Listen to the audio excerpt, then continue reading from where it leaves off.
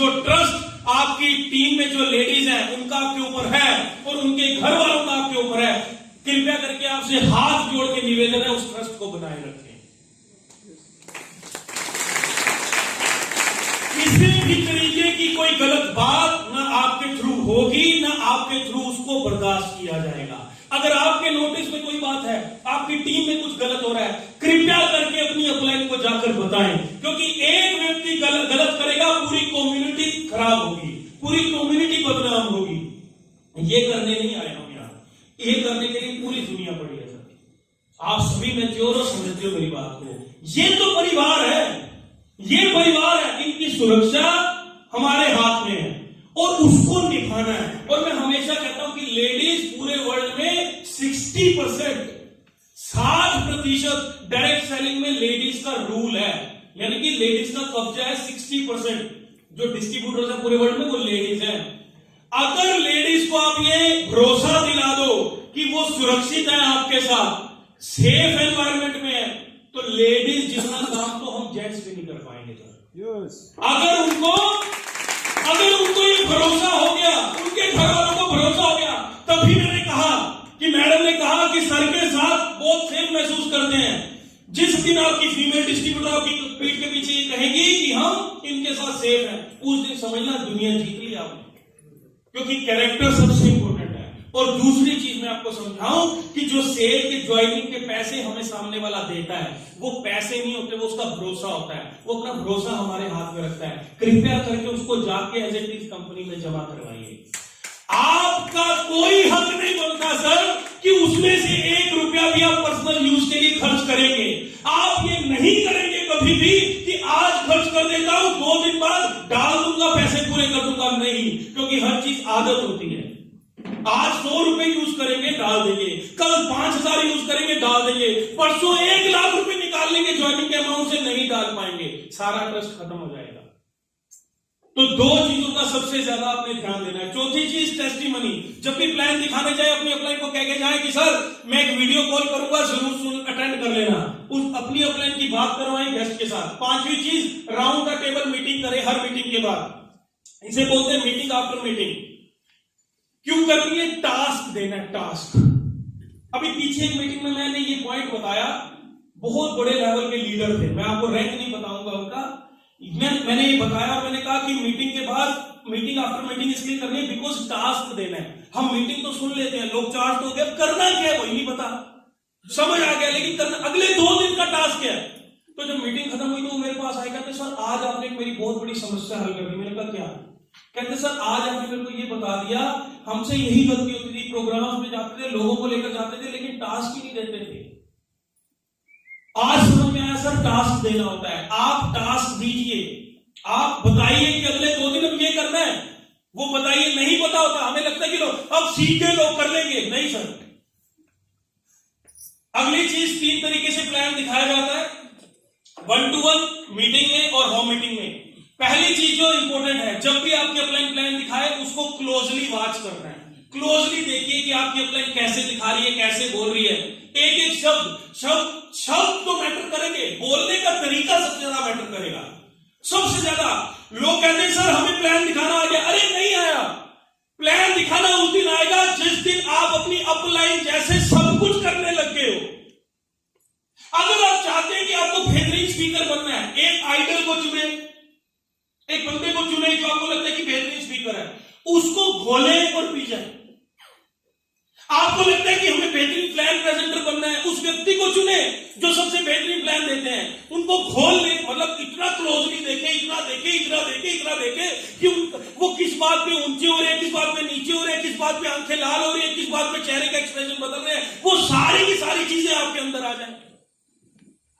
आपको लगता है कि यार एक लीडर चल के आता है ना, तो क्या अदा है उसके चलने की, क्या खड़े होने का स्टाइल है, क्या बोलने का स्टाइल है, उसको ऐसा कॉपी करे कि उसको भी लगे कि भाई मेरा जुड़वा भाई है तू। तो ऐसा कॉपी करें और घोल के पी जाए, तब आपकी ग्रोथ होनी शुरू हो जाएगी। कॉपी करें, कॉपी सिंपल, बीच में नहीं बोलना है, बीच में नहीं बोलना। आपकी अपलाइन कुछ गलत भी बोल रही है तो एक चीज समझ लीजिए, अगर 3 चीजें होती हैं आपके अपलाइन में, अगर कि वो एक्टिव हो, वो ग्रोइंग हो और वो सिंसियर हो, तो उनके लिए एक मंत्र है, और वो मंत्र है अपलाइन इज ऑलवेज राइट। क्या? Upline is always right, upline is always right, upline is always right. आपकी अपलाइन ने बोला कि अभी दिन नहीं अभी रात है, तो बोलिए रात है। आपके अपलाइन ने प्लान दिखाते हुए बोला कि हमारी कंपनी की कैपिंग 21 लाख नहीं है 5 लाख है, तो आपने बीच में ये नहीं बोलना सर क्या कर रहे हो, गलती लग गई आपको।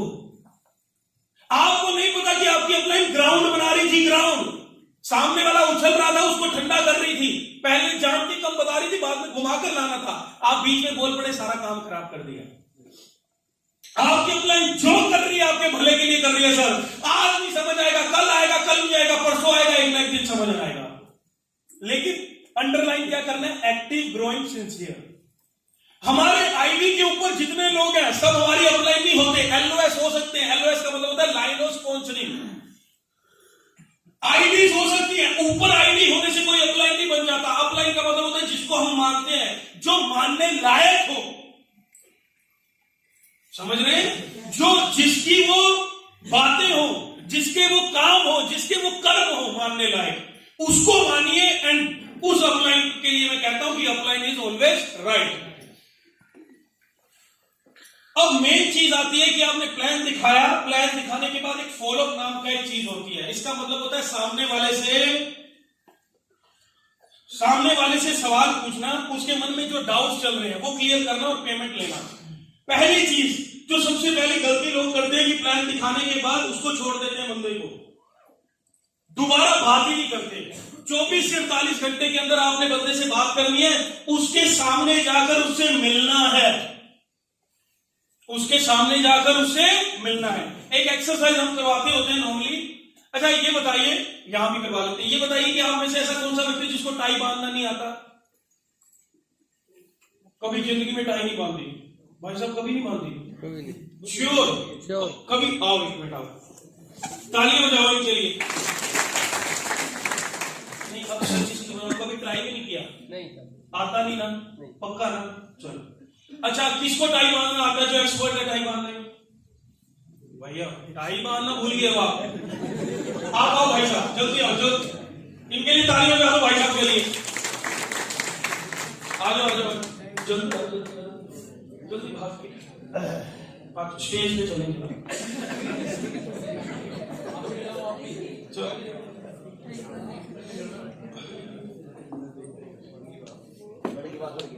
हाँ, आपसे टाई नहीं करवाएंगे, टाई हो गई एक दूसरी। इधर आ जाओ, इधर, ये ऐसे खड़े हो, आप इधर आओ, ऐसे खड़े हो, टाई दो। अरे भाई तो भूख जल्दी हो रही है, उधर खड़े होने का, ऐसे करके ऐसे, ठीक है, ऐसे खड़े होने का, ऐसे ही खड़े होने।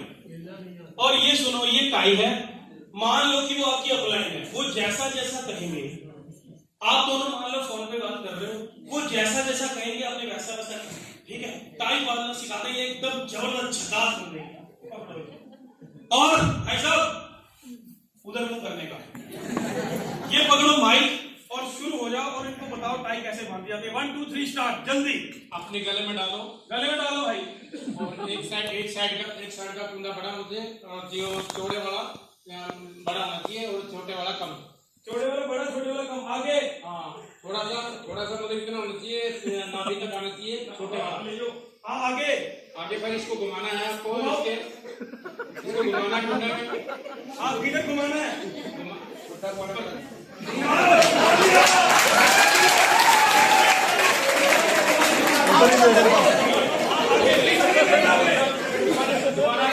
पीछे नहीं, हाथ नीचे, हाथ नीचे, हाँ घुमा दिया आगे। दोबारा कुंडा देखवाना है, एक बार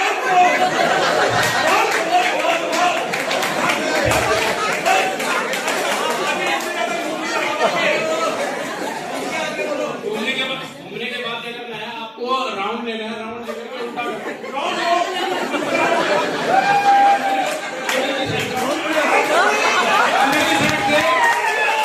अंदर की साइड से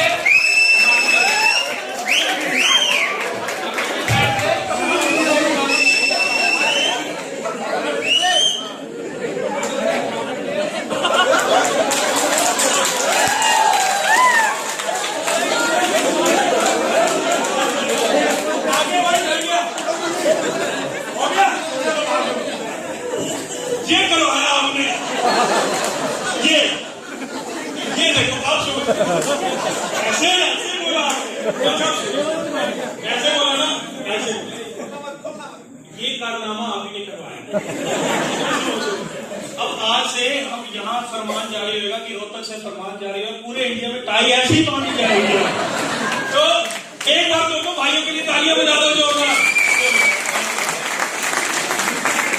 जल्दी जल्दी जल्दी, अरे तालियां बजाओ यार आप खुशी। देखो ये टाई बनवा के मैं आपको ये समझाना चाहता हूं कि इसमें हमने किसी का मजाक नहीं बनाना था।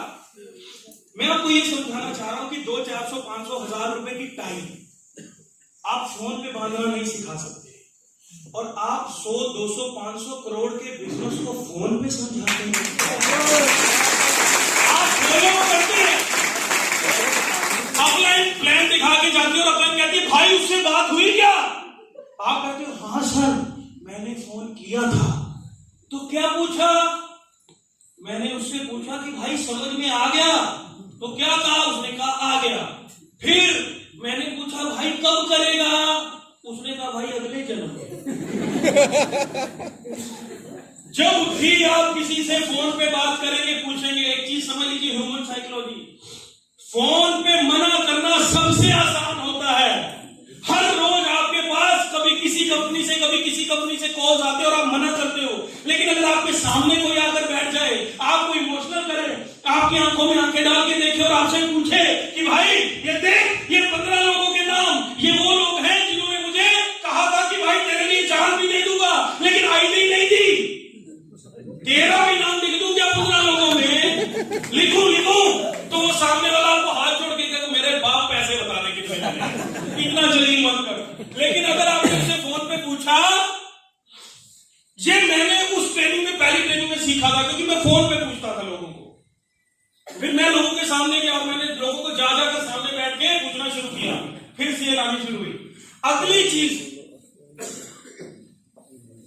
सर, हम उन लोगों के पास जाते हैं जिनके सपने मर चुके हैं, और सच्चाई ये है कि हमारे भी सपने मर चुके थे रेंटस में आने से पहले।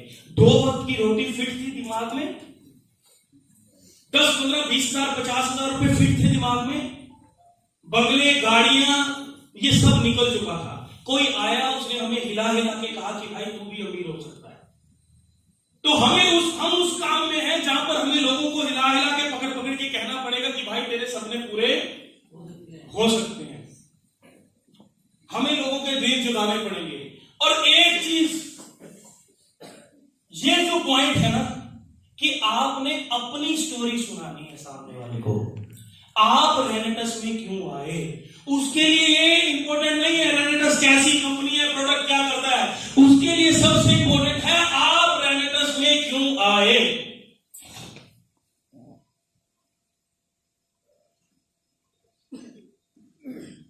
मैं जब लोगों के पास जाता था और लोगों को समझाता था और उनको समझ में नहीं आता था, तो मैं ना 1 घंटे बाद फाइल को बंद करता था। मैं आपसे भी कोई बात कहना चाहूंगा, और सबसे पहले तो आपसे पूछना चाहूंगा कि क्या हमारे दिल में कोई दर्द है सर? कोई ऐसा दर्द जो हमें तंग करता हो? बात थोड़ी सी 2 मिनट की सीरियस बात है ये। कोई ऐसा दर्द जो हमें चुभता हो, हमें कोई बात तंग करती हो, कोई ऐसी चीज जो हम पाना चाहते हैं हम पा नहीं पाए, हम अपने बच्चों की तरफ देखते हो तो हमें रोना आता हो, कभी अकेले में बैठ के रोते हो, माँ बाप को देखते हो तो रोना आता हो कि मेरा बाप ने भी मेरी माँ को वो जिंदगी नहीं दी, मैं भी वो जिंदगी नहीं दे पाया, तो आए क्यों इस दुनिया में। अपनी पत्नी को देखते हो तो रोना आता हो कि यार वो तो नहीं कर पाया, अपने आप को शीशे में देखते हो तो रोना आता हो कि यार मतलब हुआ क्यों नहीं जिंदगी में, अमीर क्यों नहीं बना, बड़ा आदमी क्यों नहीं बना। और कोई ऐसी बात जो आपके दिल में चुभती हो, हर वक्त चुभती हो, तीर बन के आपको लगता हो कि यार कभी कभी गुस्सा आता है ना अपने ऊपर कि एक मौका मिले, मैं भी जिंदगी में प्रूव कर सकता हूं। आप भगवान को कहते हो भगवान एक चांस दे दे यार, एक, मैं भी प्रूव करके दिखाऊंगा कि मैं क्या हूं। मेरे अंदर वो बात थी, मुझे नहीं पता होगी नहीं होगी, लेकिन मेरे अंदर थी। मैं बंदे को बिठाता था और उसे कहता था कि मेरी बात सुनाई, तुझे क्या लगता है तेरे 500-700 रुपए की कमीशन के लिए तेरे को जोड़ने आया हूं? तुझे क्या लगता है क्यों जोड़ने आया हूं? तुझे क्या लगता है ये काम क्यों कर रहा हूं? तुझे क्या लगता है मुझे मजा आता है लोगों के पास जा जाके लोगों को प्लान दिखाने में? तेरे से 500-700 रुपए कमाने होते, तेरे से 2-4-5 हजार रुपए मांग लेता तो मना ना करता मेरे को। लेकिन बात सुन, मेरे दिल के अंदर दर्द है, अपने ऊपर गुस्सा आता है, इरिटेशन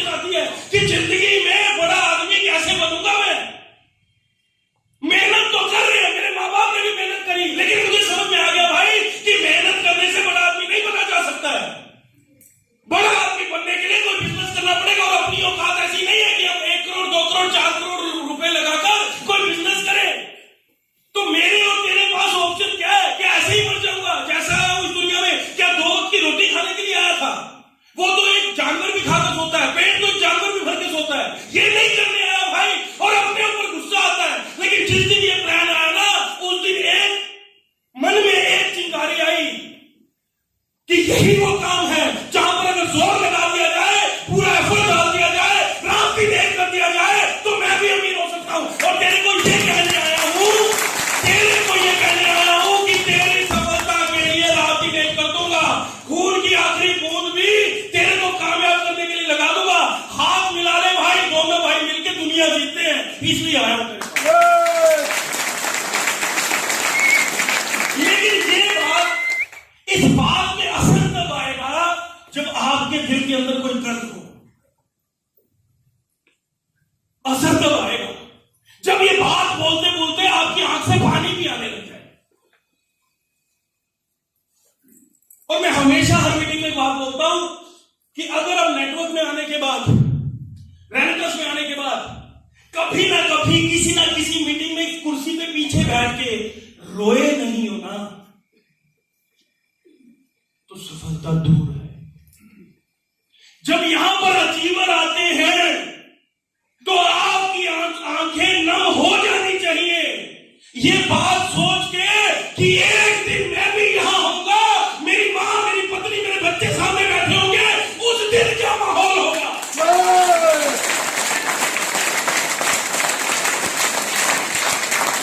जिस दिन, मुझे याद है कि आज से 10, 12, 15 साल पहले 5-5 हजार लोगों के प्रोग्राम में, 10-10 हजार लोगों के प्रोग्राम में जाया करते थे, कुर्सी तक नहीं मिलती थी।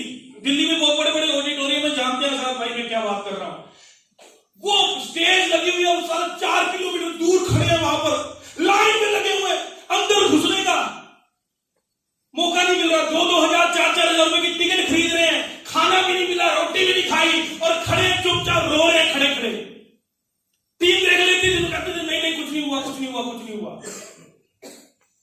और एक दिन की बात है कि ऐसे ही प्रोग्राम हो रहा था, आज मैं भी इमोशनल हो गया।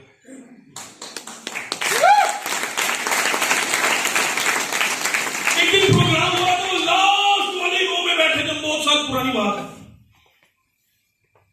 उधर से जीवन आएंगे, इधर से मेरा रोना चालू, आंसू बह रहे लगातार, बह रहे। मेरे दोस्त मेरे साथ, उसने कहा भाई क्या हुआ? मैंने कहा आज रुक जाए यार, आज हो गया बस। बाद में उसने मुझसे पूछा कि हुआ क्या है। मैंने कहा तुझे क्या लगता है मैं क्यों रोया? मैं इसलिए रोया कि एक दिन आएगा, मैं वहां होऊंगा, 10,000 लोग सामने होंगे, और मैं वहां से अपनी मां को बुलाऊंगा।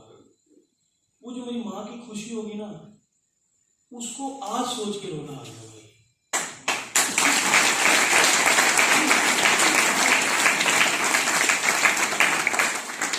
इमोशंस, मैं हमेशा बोलता हूं कि पैसे हम अपने लिए कभी नहीं कमाते सर, अपनों